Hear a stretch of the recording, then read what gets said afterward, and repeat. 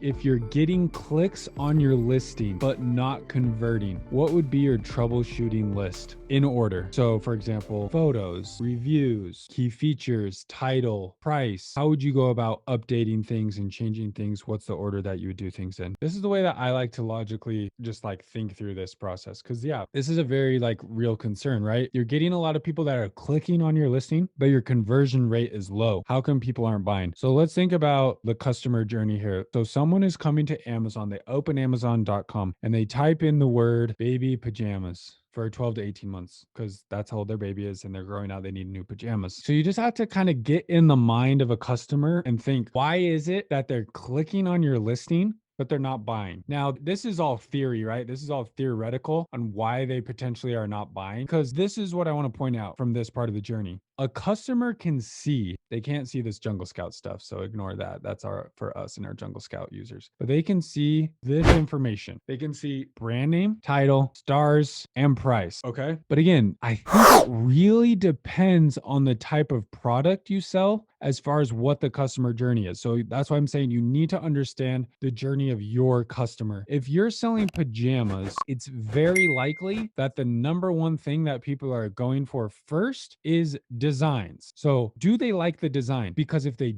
don't like the design, it doesn't matter how cheap it is, they're not going to buy it. So like if someone is shopping for baby pajamas and they do not like this design, I don't care if it's $4. They're not going to buy it if they don't like the design. So for this specific product, that's what's very important in the customer journey is the design. Now, if they like the design, they will probably click through. Because if they're shopping, like in the mind of someone shopping for baby pajamas, I am scrolling quickly and I'm looking at designs. I'm not even looking at price. I'm really not right now. All I'm looking for is designs. Now, I have a baby boy and he is super into dinosaurs. So if I scroll and I see a design that has dinosaurs, okay, he also loves animals and he loves lions. So if I see this one, I'm clicking on it. I haven't even looked at this. I'm design shopping. I click on this. Now I am looking at the price. So now I want to know how much are these pajamas? Let me grab my son's size, 18 months. This was the design I liked, but let's see what else they got. They got dinosaurs. Perfect. My son loves dinosaurs.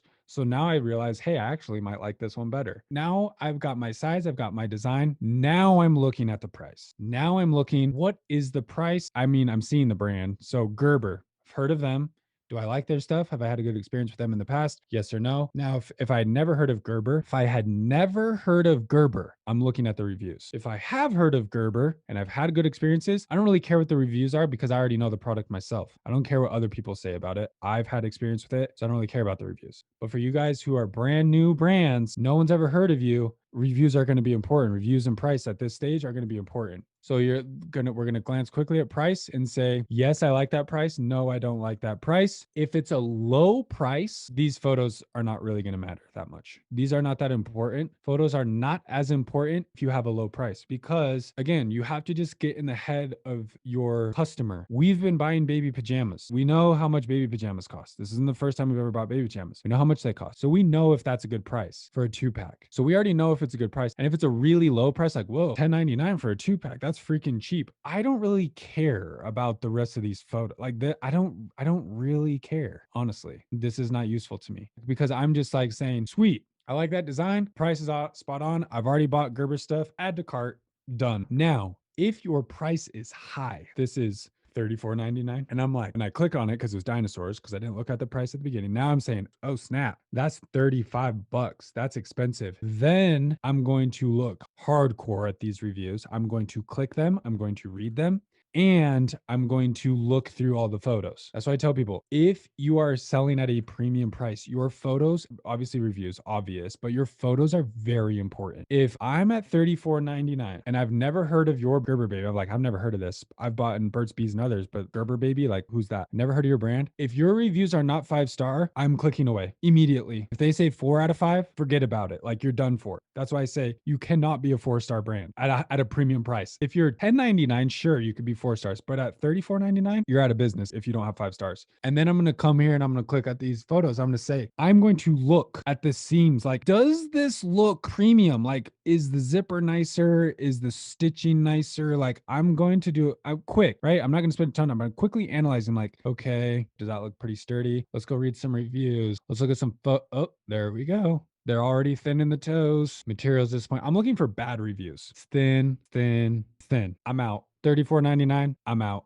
See what I'm saying? Like, that's why it's so critical to have a really high quality product, good reviews, and good photos. So if your product sucks, you're screwed anyway. Like, you can't game the system, create a cheap product, sell it for a ton, and be like, oh, sweet, I'm going to crush it on Amazon with my 50% profit margins with my ghetto product. Like, no, you have to have a good product, because if it's high price, people are going to check those reviews. So let's get back to the question at hand. People are clicking. Let's pretend it's this type of product where it's very design based. People are clicking. Let's go back. They're clicking because they like the design. Oh, my wife legit just bought these pajamas, but she bought these ones, or they're 2-piece. They're not a onesie, but she bought these Burt's Bees ones. But I'm clicking. I'm sitting right here on the page. It's a new brand, because we're thinking about it from your perspective. New brand. I've never heard of them before. I'm gonna glance at the reviews. I'm gonna glance at the price. If you have a premium price, good reviews, but not very many, I think you're gonna lose sales. So that's why I think people are bouncing. It's just not enough social proof yet. So I'm assuming you have good photos. Like, let's assume your photos are awesome. But if you only have 2 reviews or maybe 3 reviews, you're gonna get a lot of click offs. It's just gonna happen. So I don't know that I maybe necessarily would like really do anything super crazy early on and be like, oh my gosh, like I'm getting 20 clicks in one sale. I got to change something. I wouldn't freak out too much with, 2, 3, 5 reviews. It's just not enough social proof. It's not enough for people to feel confident taking a gamble at your premium priced products. So it's just going to be slow. It's just going to be a slower game until you get those reviews. That's why I preach, push to 50 reviews. You're going to have to push hard, use your network, use social media to get to 50 5-star reviews. Once you do that, people are going to be more willing to take a chance. If they look here and they see 50 5-star reviews, and you're $34.99 right here, then people are going to say, okay, I'll give them a chance. And then they'll get your product and be like, dang, this is awesome. They forgot how much they paid for it. And then you're in business. But if they get it and they're like, this is a piece of crap, then you're hosed. Be out of business anyway if you have a crappy product. So build a great product. That's your number one priority. Build a great quality product. Everything else can kind of take care of itself. It's just going to take time. So I wouldn't make any drastic changes this early. If you get to 50 to 100 5-star reviews and you're getting ridiculous click rates and low conversion, then I would really start to look at photos. I would say probably photos number one. And then after that, you can mess with key features, you can mess with your title, but a lot of reviews, a lot of 5-star reviews, low click-through rate or conversion rate, not click-through rate, high click-through rate, low conversion rate, photos. That would be my number one culprit.